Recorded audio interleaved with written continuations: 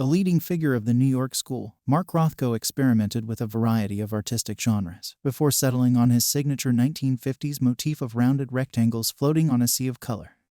Heavily influenced by mythology and philosophy, he insisted that his art be rich in ideas and content.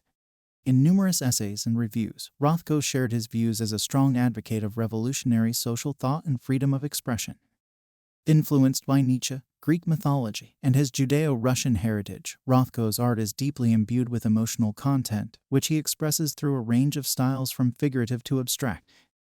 Rothko's early works, which combine expressionism and surrealism, such as landscapes, still lifes, figure studies, and portraits, are examples. In his search for new ways to express himself, he developed his color-field paintings, which use shimmering colors to evoke a sense of spirituality. Rothko retained the revolutionary social ideas of his youth throughout his life. In particular, he was a proponent of complete freedom of artistic expression, which he felt was trampled on by the market. He often disagreed with the art world establishment because of this belief, which led him to respond to critics in public and to occasionally refuse commissions, sales, and exhibitions. If you liked the video, leave us a like and feel free to share it. Subscribe so you don't miss our future videos.